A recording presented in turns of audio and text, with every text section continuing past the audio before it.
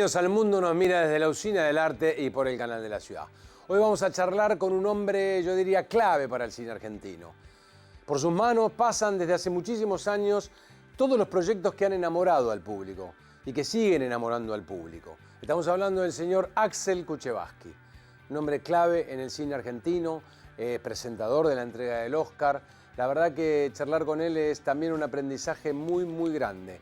Para todos nosotros y para todos ustedes en casa, no se lo pierdan.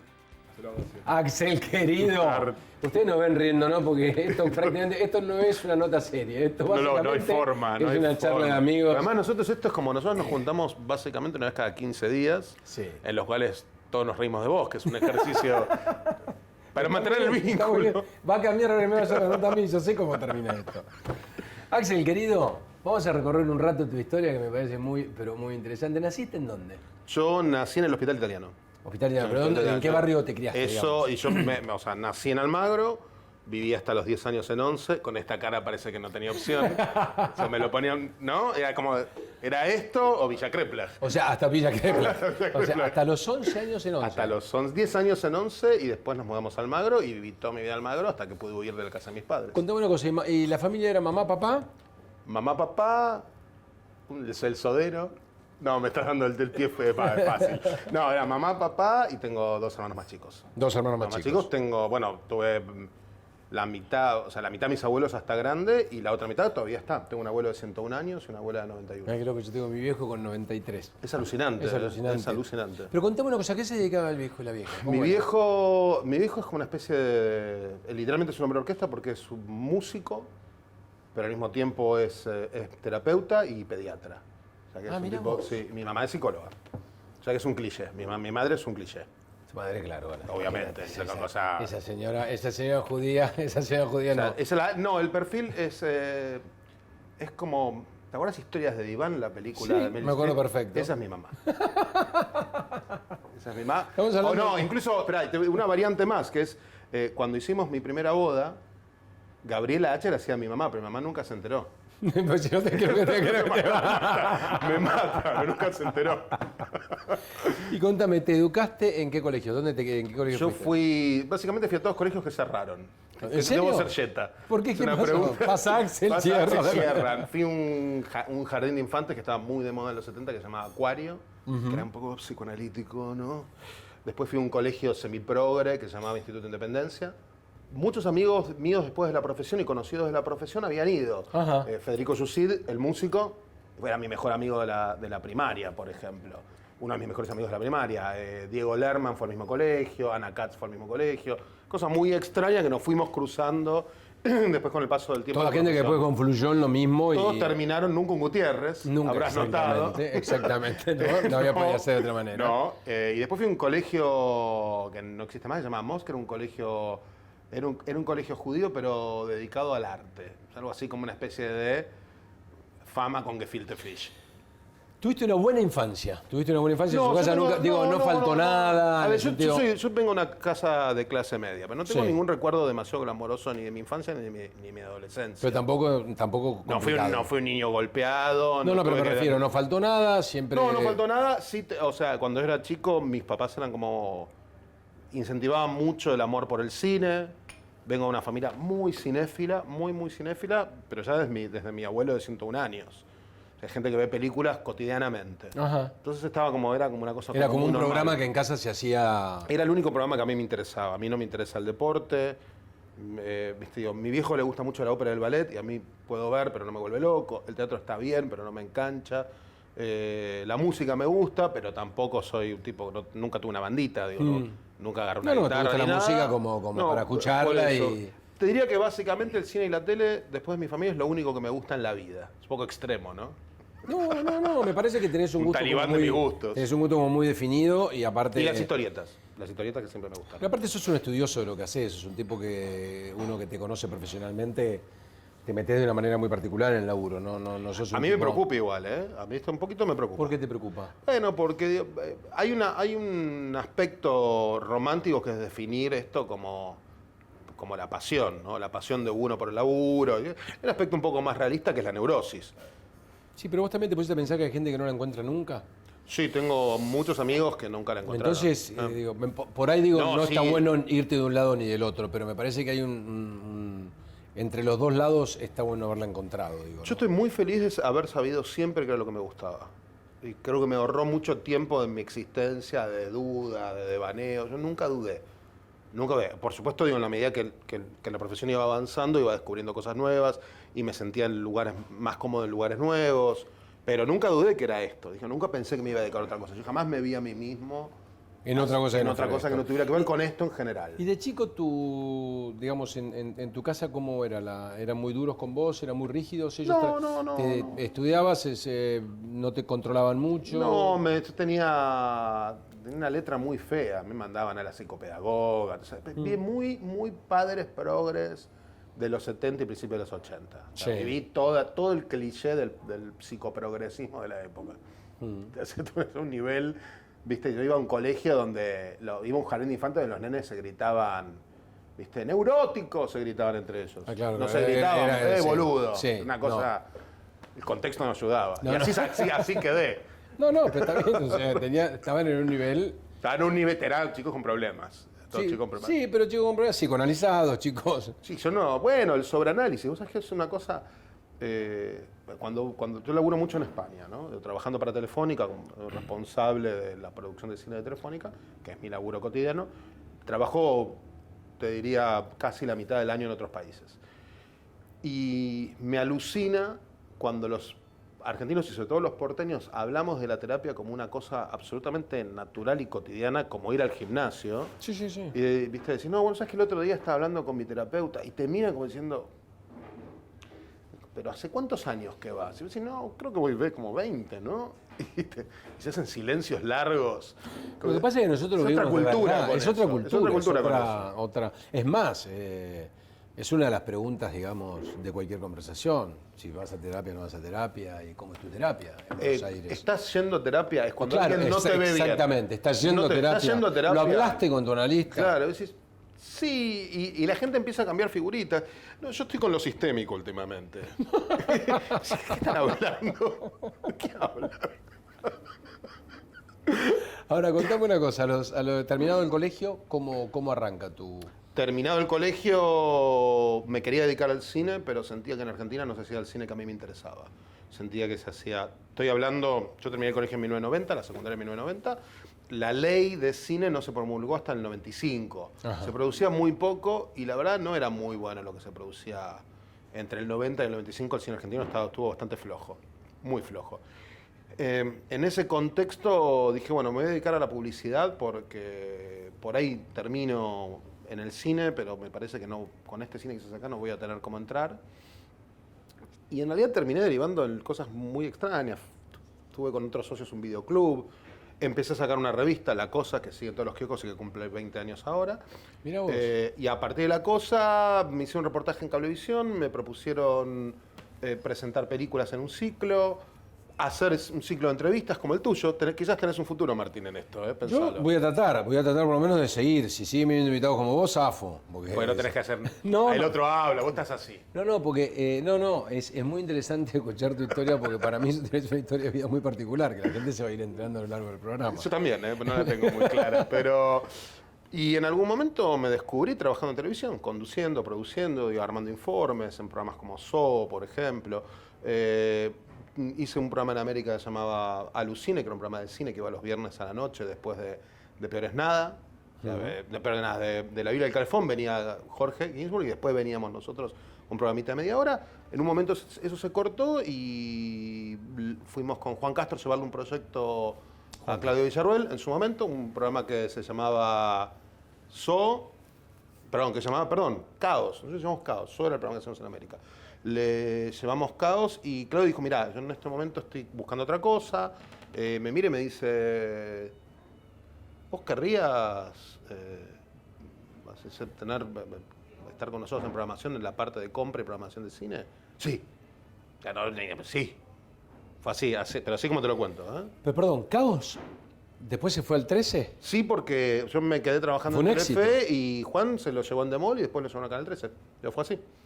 O sea, el que nosotros habíamos diseñado no era exactamente el mismo programa que salió al aire. tenía cosas en común y cosas que no se parecían. Pero sí, se lo llamamos a Claudio.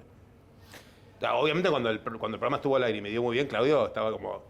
No es muy lindo, ¿no? Cuando tenés un programa decís, no, mira, ahora no puedo, hijo, estoy un poco complicado y después lo ves y decís, No, pero la tele es así. Nosotros conocemos esa historia. Claro, la tele es así. Y después laburé en Telefe, solo en Telefe, 14 años.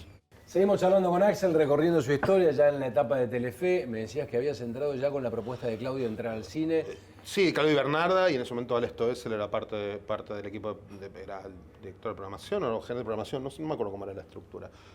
Y estuve básicamente 14 años con diferentes directores de programación, ¿Qué era diferentes exactamente CEOs. lo que hacías, Axel? ¿Vos Y en te ese ocupabas de lo que era cine? momento, primero con Patricia Agujotas y después con Julián Rodríguez Montero, lo que nuestro trabajo era ir a comprar los derechos de películas y series y novelas. Y en algunos casos hasta formatos. Mirá vos. Y con los equipos, básicamente lo que hacíamos en una época que vos en la tele de aire en Argentina tenías muchas películas. Podías tener 10 películas un fin de semana. Ahora ya no existe más, a partir de la ley de medios cambió ese escenario. Pero en ese momento había mucho. Y era divertido porque experimentaba, trataba de entender qué le pasaba al público con las pelis, cómo reaccionaba, qué le llamaba la atención. Y yo en ese momento debía tener 30, sí, 29, 30. 29, 30 películas. Sí, un momento importante, ¿no? Un momento, sí, y además me sentía... Fue un momento de mucha creatividad, por lo menos para mí. Año 2. Y esto fue entre el 2000 y el 2013, 2012, 2013. También es importante, digamos, ahora seriamente hablando, para nosotros, en el caso personal mío, fue muy importante, Axel, porque fue quien de alguna manera llevó a Telefe lo que fue el piloto de simuladores, que en aquel entonces se tenía relación con Damián. Nosotros habíamos hecho ese piloto y, o sea que mucho de que ese piloto haya salido al aire tiene que ver con este señor.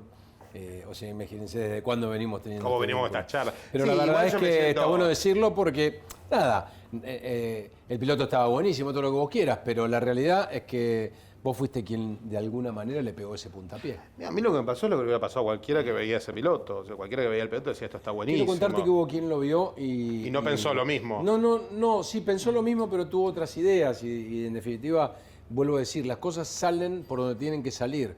Porque así como Caos se fue a otro canal, esto podía haber estado en otro canal y estuvo acá. Y estuvo acá y también hay que reconocer que yo fui un vehículo. Pero el riesgo lo asumió el director de programación. Esto es una cosa importante. Los directores de programación asumen el riesgo. Sí. De decir, bueno, ok, yo pongo este programa al aire, si sale mal tengo un hundido y andás a ver en la cuenta de resultados qué peso tiene. Yo ahí, digo, más allá que yo siento que tuve el viento de cola de poder ver que Damián tuviera la generosidad de mostrarme el piloto y decirle, Damián, bancame que lo quiero llevar a Telefe. Pero después fue Claudio Bernarda y Ale los que dijeron, asumimos el riesgo. Como después en ese rol estuvo Marisa Badía, Tomás Yankelevich, antes había estado Gustavo Yankelevich. Son roles, por lo menos con la gente. Sí. Yo nunca trabajé en el 13, así que no tengo relación con esa estructura. Pero a mí me genera muchísimo respeto el director de programación. Realmente es un canal de aire, es un barco muy difícil de manejar. Sobre todo, en cualquier canal de aire es un barco muy difícil y sobre todo cuando estás entre los canales número uno, como es Telefe, en este caso, tomar decisiones de esa naturaleza... implica muchas cosas porque es el trabajo de mucha gente aparte. De muchísima gente. No es solamente una idea de decir un programa anda pero cuando anda o no anda, atrás de eso hay mucho. Vos sabés esto, el problema del cine y la tele es que todo el mundo fue al cine o tiene una tele en su casa. Entonces vos cuando vas al médico y te va a operar no le decís, che, la laringe es más abajo. Y el tipo te dice, no, pero esos son los testículos. No. Sin embargo, todo el mundo opina de televisión y cine todo el tiempo. Sí, mira, yo siento que a lo mejor esa película, El Ciudadano, con Orson Welles, yo le cambiaría el final. Claro. Sí. ¿De qué estamos hablando? ¿De qué estamos hablando? Pero funciona de esa manera, porque, de nuevo, es como... Hay algo que te pasa a vos. ¿Cuántos años llevas en la televisión? Bueno, vos empezaste en la familia Falcón, como todos sabemos. Pero... No, yo en realidad no empecé hace tanto... Sí, son 25 años. Son 25 años. La gente tiene una relación con un Martín Seffel que no es el Martín Seffel que está en calzoncillos en su casa. Obviamente. Que todos sabemos que es un tipo desagradable con olor a pata. Horrible, una persona horrible. Tienen la fantasía de cómo te vieron todos estos años crecer frente a sus ojos o envejecer en tu caso frente a sus ojos. Sí. Cuando yo pienso en actores, y voy a nombrar por ejemplo un amigo tuyo, muy amigo tuyo, el caso de Ricardo Darín. Ricardo trabajó He nacido en la Ribera de Catriano Catriani en principios de los 70. La gente lo vio desde que tenía 12 años en el cine. Claro. Hay una cosa muy intrusiva de la gente cuando viste crecer a otro delante de tus ojos. Sí, Es sí. patrimonio tuyo. Es patrimonio tuyo y te pasa habitualmente que hay gente que te saluda verdaderamente como si te conociera de toda la vida y tenés la obligación no la obligación, pero se genera un vínculo que vos no te lo propones. No tenés la menor idea quién te está saludando. Pero está y es así. Es así. Es así. Yo creo que tenés que ir a un corte, Martín. No, al contrario, yo lo que quería... pues me vi los gestos, dije, yo pienso que hay un corte ahora. No, al contrario. Estaba pensando que, más allá de la historia de los artistas en este caso, es cómo has influido vos o cómo ha influido en vos todo esto. Porque vos has hecho una carrera que pasaste de un sueño a poder estar dentro de un canal, estando dentro de un canal, a manejar cosas que amabas manejar. Y después pasaste a estar delante de cámara, porque la realidad es que... Fue un poco en paralelo. Yo hice cámara siempre en paralelo con estar del otro lado. Hoy sos la cara argentina de los Oscars, lo cual para algunos podrá ser más importante, menos. A mí me parece muy impresionante cuando te veo ahí hablar con las figuras que hablas. Yo me impresiono también un poco. No, porque de verdad es digo, para mí como actor, primero poder ver semejantes figuras y poder tenerlos como vos los tenés, que lo haces no por halagarte, porque sé que te detesto. No es por halagarte, porque no te lo mereces. No, pero lo haces genial. Digo, pero ¿qué te pasó a vos con todo esto? Esto es lo que me interesa. Mira, yo siempre sentí que estar en cámara era una herramienta para otras cosas. O sea, nunca fue un fin. Nunca lo vi como o sea, un objetivo específico. Me interesaba estar en cámara porque me permitía acceder a lugares, a cosas que fuera de cámara probablemente no hubiera accedido nunca. Que la gente me relacione con el cine, que me vea como no quiero usar esta palabra, es horrible, pero un embajador de mi profesión. Y es útil, claro que es útil, por supuesto que es útil. Yo aprendí muchísimo de las cosas que utilizo hoy, trabajando en los proyectos, en el proceso creativo, como periodista. Absolutamente. ¿Viste? Yo entrevistando, sentándome delante de tipos que admiraba, preguntándole, ¿cómo fue? Y ¿Cómo se te ocurrió esto? Una pregunta que te haría mucha gente, de toda la gente que has, de todos los monstruos que has visto, charlado, entrevistado, ¿con quién más te impresionaste? Martín Seffeld es el primero en la lista. Y después Robert De Niro. Con esto tendría que cerrar el programa, pero no lo voy a hacer. No, de verdad. A mí me impresiona mucho cuando tengo delante a tipos que siento que tienen una influencia en mi formación. No me pasa tanto con los actores. Más con los directores. Me pasa más con los directores, productores, guionistas. Y sí me pasó algo, o sea, que me pasó una cosa muy extraña.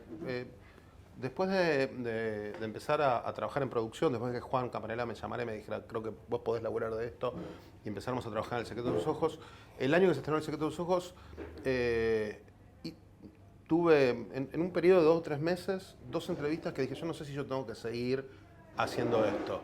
Me voy a quedar con el Oscar porque lo amo, pero yo no sé si tengo que seguir haciendo... Entonces entrevisté a Woody Allen y después a Martin Scorsese, con un periodo de 3 semanas uno del otro, 1 hora con Woody Allen, media hora con Scorsese. Y dije de acá en adelante todo es un bajón. ¿Entendés? Claro, cuando me sienta delante del director de, no sé, Scooby-Doo 3. Sí, o sea, ¿cómo la voy a pilotear? ¿Cómo la voy a caretear? Pero me pasó eso, diciendo, este es mi sueño, ¿y ahora? ¿Y qué te impactó de ellos? De Allen lo que más me impresionó es qué tan diferente es a todo lo que nosotros creemos. Cómo confundimos todo el tiempo la persona con la figura pública, o la persona con el personaje. La figura pública con la persona. El personaje que él construyó para que todos creamos que él es una persona débil, como una especie de abuelito. De mesa de luz. De mesa de luz. Mirá que Woody Allen. When I was in New York. Viste, ese tipo de cosas. Vos te sentás con el tipo y es un tipo en pleno control de lo que lo rodea. Es un tipo que hace una película por año, que le escribe y produce. Es el que más gana en todos sus equipos. Gana más que todos los actores que están en sus películas. Es el dueño de lo que hace. Decide cuándo, cómo y por qué. Y no le importa lo que hay del otro lado. No va a los Golden Globes, no va al Oscar, no le importa. Dije, nunca en mi vida había un tipo con más control de su existencia que este señor de 80 años. Qué maravilla. Que lo veía vestido como un zaparrastroso, un potsebote, hoy es una palabra que seguramente entendés. Sí. Venía con un pantalón de corderoy todo desgastado. ¿Viste? Cuando ya no se notan las rayitas. Sí. Cuando ya de tanto frotarlo se perdió la línea. O sea, realmente te había un momento que tenías ganas de darle plata.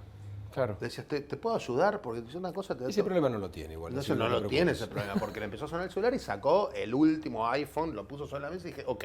El iPhone que había salido, claro, había salido de la venta pero la semana anterior. Dije, acá es donde vos empezás a ver la distancia entre la figura pública y la persona. Esa tensión permanente es un proceso creativo en sí. Entonces, un tipo que te obliga mucho, cuando vos estás entrevistando, a estar muy, muy al palo con todo. Sí, pero yo lo que sentí es que el tipo estaba a la defensiva y a los 2 minutos, cuando empezamos a hablar de las películas que nos gustaban a los dos, conectó. Que hasta ese momento era, ¿quién es este que viene? ¿Qué me va a preguntar? ¿Por qué tengo que hablar de mi vida con un extraño que viene de un país del tercer mundo con un acento marcado? Claro. Digo, y empezamos a hablar de Fellini, de películas que nos gustan. A mí me gusta mucho Amarcord, que es una de sus películas favoritas. Y hablamos durante 10 minutos de Amarcord. ¿Viste?